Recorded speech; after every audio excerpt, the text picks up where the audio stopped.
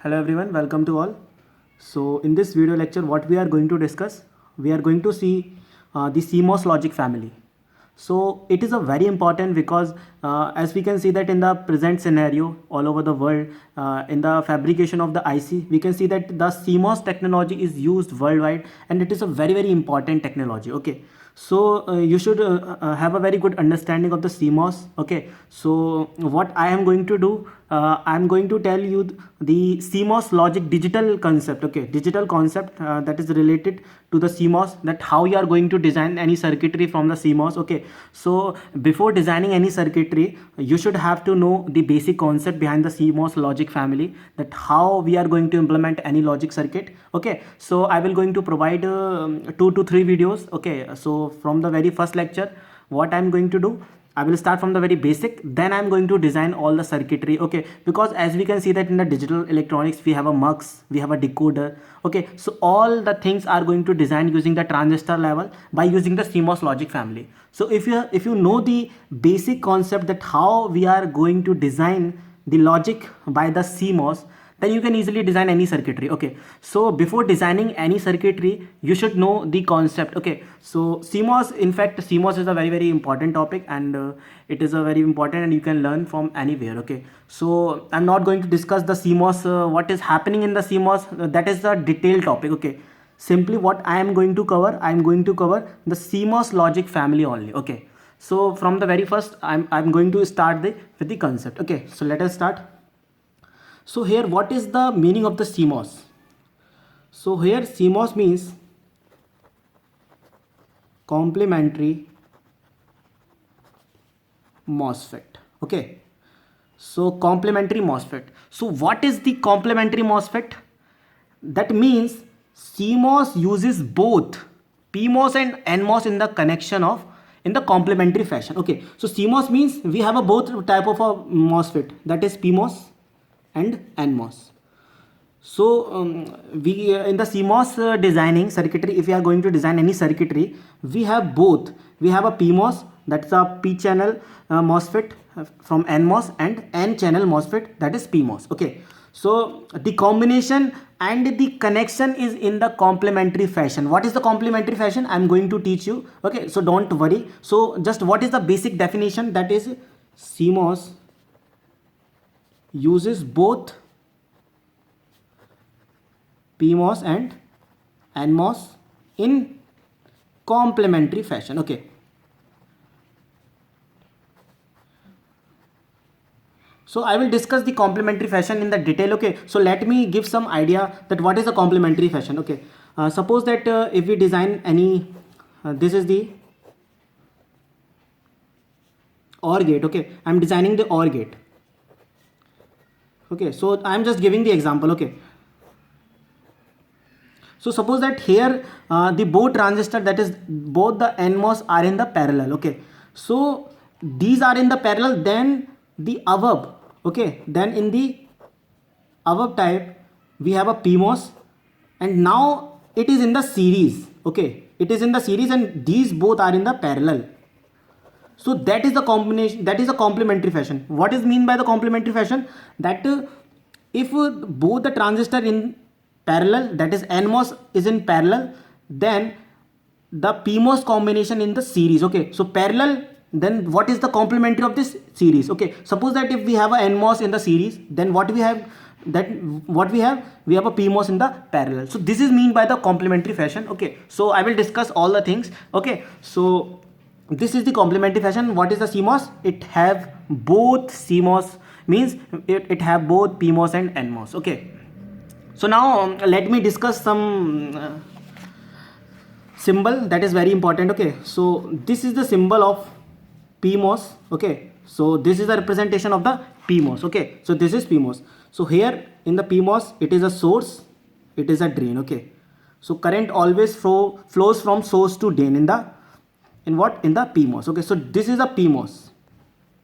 Okay, and another representation of this is that like this. Okay, so we have a this. Okay, so this is a PMOS. Okay, so in this representation we don't have the current symbol. Okay, we don't generally show the current symbol. So what actually we can use in that place, if we are using this bubble, so this bubble means that it is a PMOS. Okay, so we don't have to give any current direction, okay, in this, but we have another representation in which we have a current direction. Okay, so these both are the PMOS. Okay, so this is the symbol of the PMOS. Okay, and when it comes to the NMOS, so this is the PMOS, and when it comes to the NMOS, we simply using this, or we can also using generally we are giving the direction of the current also. Okay, so like this. Okay, so what I said, in the PMOS, this is a source, this is a drain. Okay, and in the NMOS, what we have, this is a drain and this is a source. Okay, so this is the NMOS.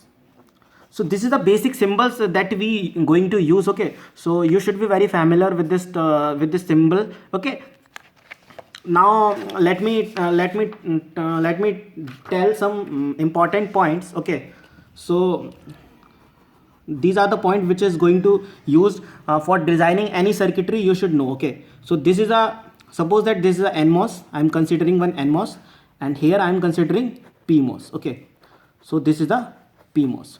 So basically what you have to know, PMOS and NMOS, when it is going to conduct, means when it is going to conduct the current. So in the NMOS, what we have, when we give the logic 1, then NMOS, what will happen in the NMOS, it will on. Okay, and when we give the logic 0, then NMOS is going to act as a off. Okay, but when we discuss about the PMOS, okay, in the PMOS, when we are applying the logic 0, that means PMOS is going to be on, and in the logic 1, what is going to happen, it is going to be off. Okay, so this is the basic principle, or we can say that this is a very important concept that you should know, because when you are going to suppose that any random circuitry is given and you should be asked that what is the functionality of that function of that logic circuit. Okay, so then this is the concept behind that. Okay, so you have to know this concept. Okay, so what is the complementary function or the fraction, means the PMOS are connected in parallel,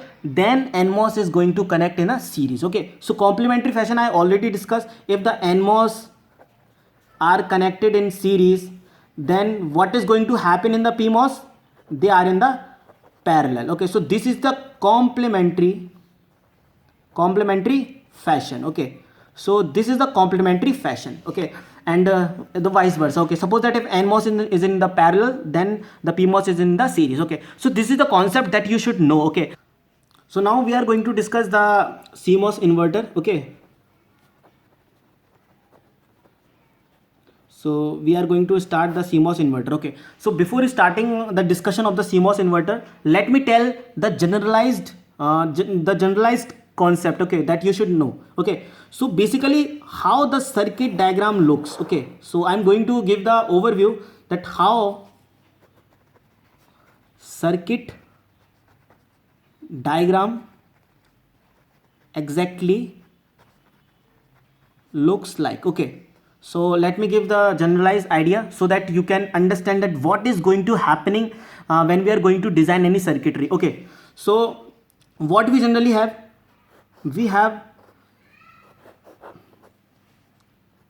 pull up network. Okay, and here we have pull down network. Okay,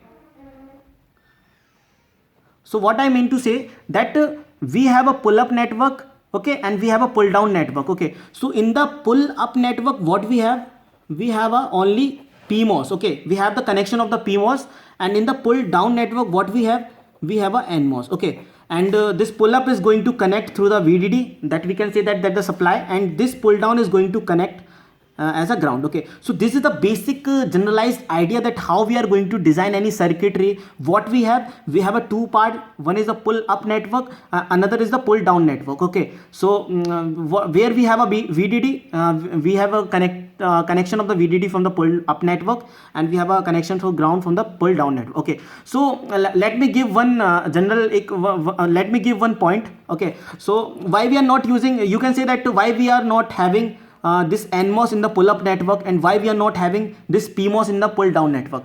Can we interchange this? Okay, so there is a very one basic concept behind this, that we already know that NMOS is a good parser of logic 0. Okay, and PMOS is what? PMOS is a good parser of logic 1. Okay, so if suppose that if we are going to use the PMOS in the pull down network, okay, so what generally happen, we are going to take this output, and here is we have a load capacitor. Okay, so this capacitor is going to charge from the VDD, and it is going to discharge from this pull down network through the ground. Okay, so when we are going to use this PMOS here, then at that time this capacitor is not going to fully discharged. Okay, or other hand we can say that if we have the connection of NMOS in the pull up network, then this capacitor is not going to charge fully. Okay, so this is the concept, this is the reason why we are not using this PMOS in the pull down network and then NMOS in the pull up network. Okay, so we always use this NMOS in the pull up network. Okay, so here we can write that in pull up network and pull down network. Okay, in the pull up network what we have, in the pull up network we only have the PMOS. Okay, so from here the capacitor is going to be charged. Okay, and in the pull down network we have only NMOS. Okay, so here the capacitor is going to discharge. Okay, so this is the concept behind that, how exactly our circuit is going to be look. Okay, so we have a two connection, one have a pull up network, one have a pull down network. In the pull down network we only have NMOS connection, and in the pull up network we only have PMOS connections. Okay, so let me discuss the CMOS inverter functioning. Okay, so this is the basic CMOS inverter. Okay, so this is a VDD and this is a ground. So here we have this is a pull up network, here we have a PMOS and here we have a NMOS. Okay, and here we are going to give any input, and from here we are going to get a output. Okay, so generally there is a capacitor, I'm not considering, as generally simply you have to know that the capacitor is going to charge. Okay, so let me consider this capacitor also. Okay, so for the basic understanding, so that you don't have any kind of a doubt. Okay, so this is the CMOS inverter. So this is the structure of CMOS inverter. Here this PMOS, this is a PMOS, this is a PMOS, and this is a NMOS. Okay, this is the PMOS, this is the NMOS. So this is known as the pull up network. Why pull up network? Because the output is going to be pulled to the VDD. Okay, so pull up means it is going to take as from 0 to 1. Okay, and why it is a pull down? Because this capacitor is going to discharge, because this output is going from 1 to 0. Okay, so that's why we are telling that it is a pull up network, and this is a pull down network. Okay,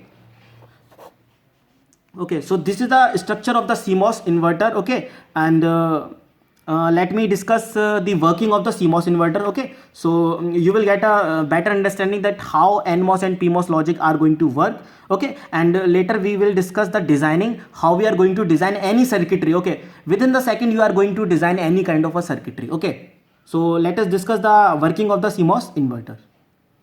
So now we are going to discuss the working of the CMOS inverter. Okay, so why I am saying that this is an inverter? Okay, so let us see the functionality. Then we are going to conclude that this is a CMOS inverter. Okay, so let me start from the very basic. So here let me make one truth table so that you can understand the better that what is the functionality of this circuit. Okay, so see that, so there is the two possible in the digital we have only two possible, either we are going to apply 0 or we are going to apply as a 1. Okay, so 0 means the logic low and the 1 means the logic high. Okay, so let me clear one point here. Okay, so suppose that it is a 0 volt and it is a 5 volt. Okay, so the logic 0 doesn't means that it has a 0 volt potential. Okay, so there is a band. Okay, so this suppose that if we have a 0.5 2 here, and suppose that this is known, this potential is around 0.9, okay, and this is around 4.1 volt, okay. So I'm just taking one example, okay. It can vary from particular technology to technology, okay. So I'm considering one example. So if we have a 0.2, okay, if we have a 0.2, then that is also going to consider as a logic 0, because it is lie between the 0 volt to 0.9 volt, okay. So that means if any value is lie in this band, then we are going to then that input is going to act as a logic 0, okay. And when suppose that if we have a potential, suppose that 4.2 volt, so that now the 4.2 volt is lying in this band, so that is act as a logic 1, okay. So logic 0 and logic 1 doesn't mean that we have a 0 volt or 5 volt, okay. So it is generally have a band, okay. So this is the basic understanding, or we can say that that is a practical understanding of the logic 0 and the logic 1, okay. So now see the functionality. Okay, so here only we are going to apply the input, and we are going to see what is going to be the output. Then we are going to conclude that it is acting as a CMOS inverter or not, okay.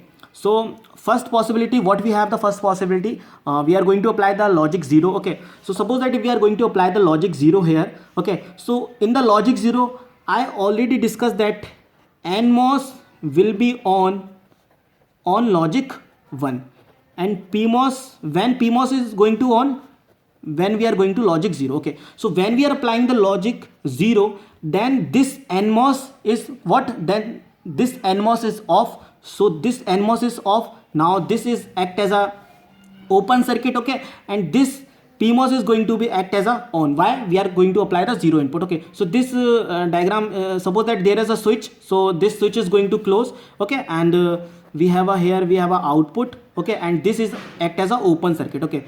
So now this is connected to the VDD, okay, and this capacitor is going to be charged, okay, and what we are going to get, it is charged up to the VDD, okay. So what we are going to get, when we are applying the logic 0, the output is connected to the VDD, so we are going to get an output as a 1, okay. So when we are going to apply another input, that is a 1, when we are going to apply the 1 input, then this PMOS is going to be act as a off, and then this NMOS is going to act as a on circuitry, okay. So when on, now this switch is going to close, and this is act as a open circuit. Then now this capacitor is going to be discharged through this path, okay. So there is also internal resistance, okay, so that is also there. So it is going to discharge, okay, and what we are going to get, it is going to discharge up to 0 volt, okay. So this is the output that we are getting. So we can say that what is the inverter? This is the logic diagram of inverter, where we are going to apply a input, then what we are going to get, then what will be the output? A complement, okay. So that means if we are going to apply the 0, then we are going to get a 1, and when we are applying to 0, 1, when we are applying the input as a 1, then we are going to get an output as a 1, 0, okay. So the output is complemented as per as the input. So when we are applying the input 0, the output will be 1, okay, and when we are applying the input 1, the output is 0, okay. So this is act as an inverter, so that's why we are called this at CMOS inverter, okay. So this is the very, very important, okay. So this is the diagram of the CMOS inverter, and this is the working, okay. So what I have discussed, I told the logic 0 means it is a band, okay. So 0 to 0.9, suppose that, so if any potential lie between this, then that is going to act as a logic 0, okay, and if any lie in this between range, then it is act as a logic 1, okay. So this is the concept, and this is the CMOS inverter, and we see that what is going to happen. So this is a very important, that when the NMOS is going to conduct, when PMOS is going to conduct, okay. So this capacitor is going to be charged, okay. So this is the working of the CMOS inverter, okay. So this is the basic idea behind any implementation, okay. Now we are going to see in the next video the other gates, like the buffer, how we are going to design any buffer. Then we are going to see the AND gate, NAND gate, NOR gate, okay, XOR gate, XNOR gate, how we are going to design that gates using the CMOS, okay. And we are going to see the concept, that how you are going to design any expression, any circuitry in a very few seconds, okay. So that we are going to discuss from the very next video, okay. So thank you.